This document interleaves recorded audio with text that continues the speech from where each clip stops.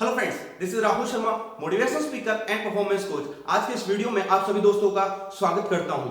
दोस्तों, महाभारत के बहुत से किस्से और घटनाएं तो आपने सुने होंगे। ऐसा ही एक रोचक किस्सा मैं आज आपके साथ शेयर करने वाला हूं और ये किस्सा बहुत स्ट्रॉन्ग मैसेज वाला है। अगर ये मैसेज हम अपनी जाती जिंदगी में अपनाते हैं तो हम अपनी लाइफ को काफी आसान बना सकते हैं। दोस्तों, ये किस्सा महाभारत के युद्ध के ठीक बाद का है, जब भगवान कृष्ण अर्जुन को रथ से उतरने के लिए कहते हैं और इसके बाद वो खुद उतरते हैं और अंततः पताका के रूप में स्थित उस रथ पर भगवान हनुमान को भी नीचे बुला लेते हैं। दोस्तों, जब ऐसा होता है उसी वक्त रथ में बहुत भयंकर विस्फोट होता है और पूरा रथ नष्ट भ्रष्ट हो जाता है। अर्जुन ये देखकर स्तंभित रह जाता है और भगवान कृष्ण से पूछता है कि ये रथ अचानक नष्ट कैसे हो गया, इसमें ये इतना घमासान विस्फोट कैसे। तो भगवान कृष्ण उसे समझाते हैं कि 18 दिनों तक बहुत से दिव्यास्त्रों से इस रथ पर प्रहार किया गया था, जो अलग अलग महान योद्धाओं के द्वारा, लाइक कर्ण और दुर्योधन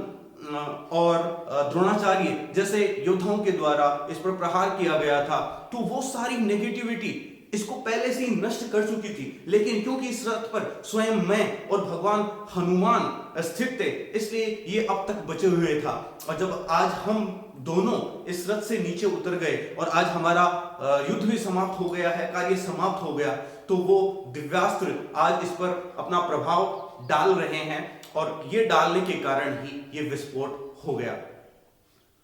दोस्तों, हमारी जिंदगी में भी जब हम इस प्रकृति में जन्म लेते हैं तो पॉजिटिव शक्तियां और नेगेटिव शक्तियां दोनों ही हम पर इफेक्ट डालती है। हमारे कर्मों की वजह से, हमारे पारिवारिक कर्मों की वजह से, या तो हमारे प्रार्थना, मेडिटेशन या भगवान को नित्य याद करने की वजह से कुछ पॉजिटिव शक्तियां हमें होल्ड करती है, या जिसमें देवी देवताओं को हम मानते हैं वो हमें जकड़े रहते हैं, पकड़े रहते हैं और हमें किसी नेगेटिव मार्ग पर जाने से रोकते हैं। और अगर कोई नेगेटिव शक्तियां हमें चोट पहुंचाने की कोशिश करें, हाँ, हमें नुकसान पहुंचाने की कोशिश करें, तो वो हमें बचाती है और अगर थोड़ा बहुत नुकसान है तो उससे हमें उबार लाती है। लेकिन यदि हम इस धरती पे आकर उन पॉजिटिव शक्तियों का सम्मान नहीं करते हैं और हम नेगेटिव बात अपना लेते हैं, अगर हम कुछ गलत कर्म करते हैं, तो वो शक्तियां शुरू में तो हमें बचाती है, लेकिन एक वक्त आने के बाद में वो हमारा साथ छोड़ देती है और फिर हमारे शरीर रूपी रथ के साथ क्या होता है ये हम इमेजिन भी नहीं कर सकते। ये नष्ट होता है, ये भ्रष्ट होता है, वो हम नहीं सोच सकते, अनुमान नहीं लगा सकते। जैसे कोई होल्डर है, वो बल्ब को पकड़े रहता है, यदि वो बल्ब को छोड़ दे तो बल्ब नीचे गिरता है, फ्यूज होता है, टूट फूट जाता है। वैसे ही ये पॉजिटिव शक्तियां हमें हमारे शरीर को, हमारी आत्मा को, हमारे माइंड को हमें होल्ड करके रखती है। ये होल्डर की तरह, ये बैक सपोर्ट की तरह कार्य करती है। लेकिन जब हम इनके अनुसार नहीं चलते हैं, हम गलत पाथ ले लेते हैं, तो ये शक्तियां हमें वार्न करती है, बार बार चेताती है, बार बार रोकती है और बहुत सी बार जो नेगेटिविटीज हमारी तरफ आ रही होती है उनसे हमारी रक्षा करती है, उनसे हमें उबार लाती है। लेकिन जब बार बार ऐसा होता है तो ये शक्तियां हमें छोड़कर चली जाती है और उसके बाद हमारा काफी नुकसान होता है, या हम कहां जाते हैं, हमारा क्या होता है, इसका अनुमान लगाना पॉसिबल नहीं है। तो दोस्तों, जरूरी है कि हम इन पॉजिटिव शक्तियां, इन जो बेक होल्डिंग पावर्स हैं, इनका हम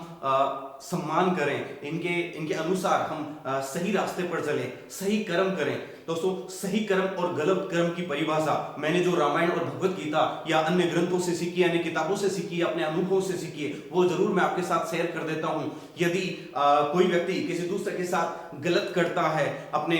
कर्मों से, अपनी वाणी से, अपने इरादों से उसके साथ गलत करता है, उसको नुकसान पहुंचाता है, चोट पहुंचाता है, या तो अपनी पद या प्रतिष्ठा का गलत इस्तेमाल करता है, लोगों को लूटता है, उनका फायदा उठाता है, रिलेशंस में लोगों के साथ विश्वासघात करता है और उनका हक छीनता है, ठीक है, या उनको फाइनेंशियली, मेंटली या फिजिकली रूप से अपने स्वार्थ बनने के लिए टॉर्चर करता है, या केवल अपने स्वार्थ के लिए लोगों को नुकसान पहुंचाता है, तो ये सारे गलत कर्म में आते हैं। लेकिन यदि कोई व्यक्ति हर किसी की सहायता करता है, सहयोग करता है, लोगों को उनके पांवों पर खड़ा होने के लिए उनकी मदद करता है, अपने खुद के क्रियाकलापों से, वाणी से, मन से, इरादों से लोगों को सुख पहुंचाता है, उनकी सेवा करता है, हर किसी के लिए मदद के लिए तैयार खड़ा होता है, लोगों को फायदा पहुंचाता है, तो ये सारे अच्छे कर्म हैं। तो दोस्तों, अच्छे कर्म और बुरे कर्म की परिभाषा मैंने आपके सामने पेश की है। यदि हम चाहते हैं कि हमारी जिंदगी सुकून और आसानी के साथ गुजरे, सफलता की ओर हम अग्रसर हों और मरते वक्त या रात को सोते वक्त भी हम सुकून की सांस लें, चैन की सांस लें, तो हमें उन बेक होल्डिंग पावर्स यानी कि भगवान यानी कि सकारात्मक शक्तियों का सम्मान करना होगा और हमें अच्छे कर्म अपनाने होंगे। हो सकता है हमने कई गलत कर्म किए होंगे, तो उनसे उनकी क्षमा मांग के, भगवान से या उन शक्तियों से क्षमा मांग के हम आज से ये वादा कर सकते हैं कि आज से हम ठीक रास्ते पर ही चलेंगे। तो दोस्तों, ये आपकी जो बेक होल्डिंग पावर है, ये बेक होल्डिंग पॉजिटिव शक्तियां हैं, ये मजबूत बनती है और ये हमें भविष्य में ना केवल बहुत सफलताएं और सुख समृद्धि दिलाती है, बल्कि मौत के बाद ये मुक्ति भी दिलाती है। तो दोस्तों, आज का यही मैसेज है कि कर्म ऐसे करो कि लोगों को